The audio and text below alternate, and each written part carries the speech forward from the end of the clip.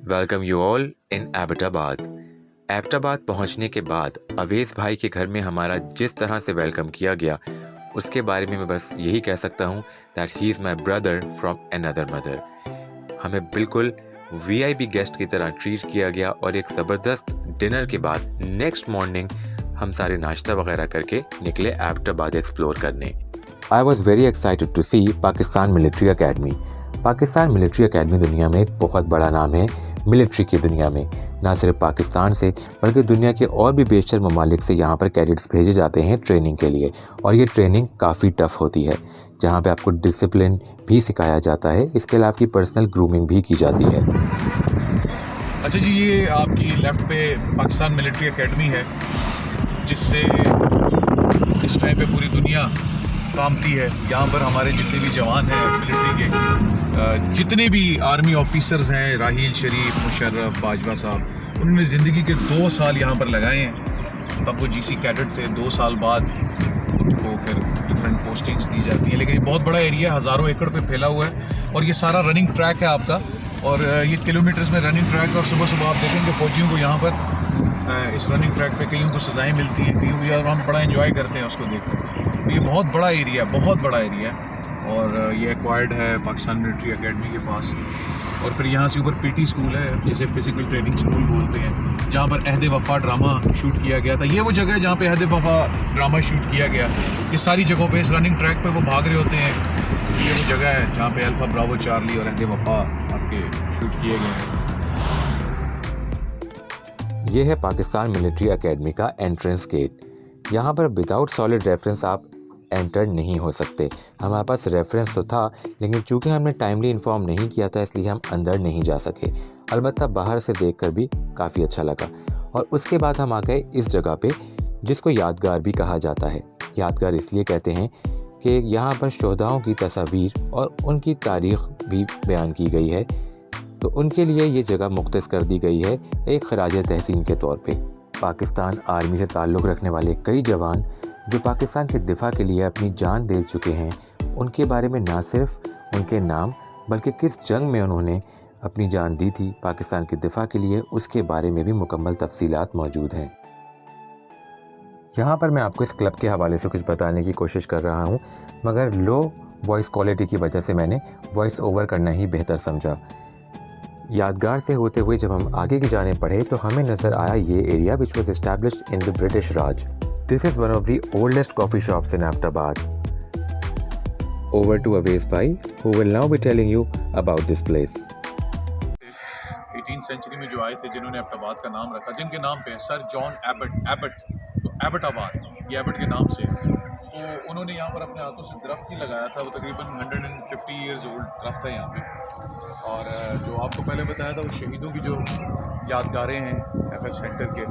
ये छोटा सा कॉफ़ी शॉप है, जिम वगैरह है, और ये एफएफ सेंटर है सामने। अंग्रेज़ों के ज़माने की बनी हुई चीज़ें सारी रेनोवेशन हुई हुई। अच्छा, ये letter box 1865 established in 1865 at this place. ये तकरीबन कमोपेश आप कह सकते हैं कि 180 ईयर्स मोर देन दैट पुराना है जो यहाँ पे एस्टैब्लिश्ड है। 60-70 ईयर्स ओल्ड दरख्त है सारे के सारे। 60-70 years old. Yes. Okay, this nice. is known as Abbottabad is known as the land of pines. ठीक है जी, the city of pines. I think the entire Galiat region is full of pine trees. So Pakistan के northern areas में बेशुमार pine trees पाए जाते हैं, और इसी वजह से गलियात रीजन को स्पेसिफिकली लैंड ऑफ पाइन्स भी कहा जाता है। एक पाइन ट्री की लाइफ तकरीबन 100 से 1000 साल तक होती है। सामने आप ये जो कलरफुल गाड़ी देख रहे हैं, it's a 4x4 old jeep used by Pakistan army in the late 50s and early 60s for carrying arms and ammunition.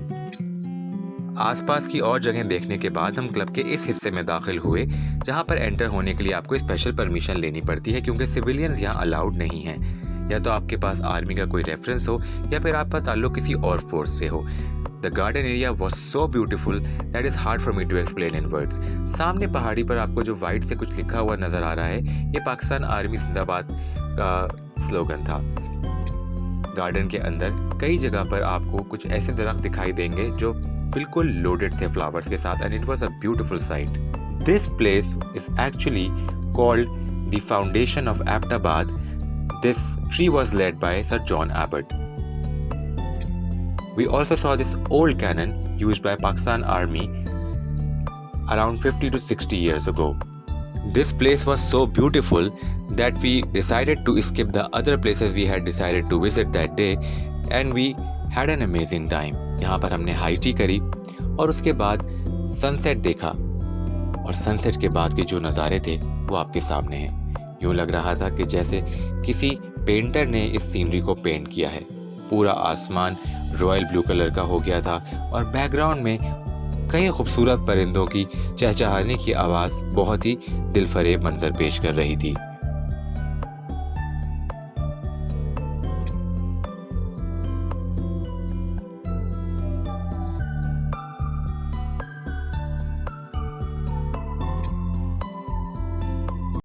अब मैं आपको इस गार्डन एरिया के उस हिस्से में लेके जा रहा हूँ जहाँ पे बड़ी बड़ी नामवर शख्सियात के लगाए हुए दरख्त मौजूद हैं उनकी नेम प्लेट के साथ। ये सब कुछ देखने के बाद हमारी नेक्स्ट डेस्टिनेशन थी शिमला पहाड़ी। शिमला पहाड़ी काफ़ी हाइट पे वाक़ है और बेसिकली यहाँ पर एक सनसेट व्यू पॉइंट बना हुआ है जिसको देखने का मज़ा दिन में ही है। चूँकि हमें यहाँ पर आना था इसलिए हम मगरिब के बाद आराम से इधर आए ताकि पूरे एबटाबाद का व्यू देख सकें। यहाँ का व्यू मुनाल होटल के व्यू से काफ़ी सिमिलर था क्योंकि वो भी काफ़ी हाइट पर है और वहाँ से इस्लामाबाद दिखता है। तो आप यूँ कह सकते हैं अगर आपको एबटाबाद का कंप्लीट व्यू चाहिए then Shimla view is the point. यहाँ से होने के बाद हम गए केपी हाउस। केपी हाउस देखते हुए रात का खाना हमने खाया एक बहुत ही ज़बरदस्त रेस्टोरेंट पे जो कि वैसे तो एक ट्रक स्टैंड टाइप होटल था मगर उसका खाना बहुत ही लाजवाब था। इसकी ख़ास बात यह है कि सारा का सारा खाना देसी घी में बनाता है और खाने में हमने ऑर्डर की कढ़ाई, माश की दाल, सब्ज़ी और पालक पनीर।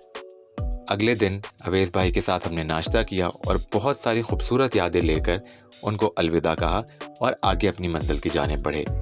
आपसे अब मुलाकात होगी खानपुर और सवात में। टेक केयर एंड अल्लाह हाफिज़।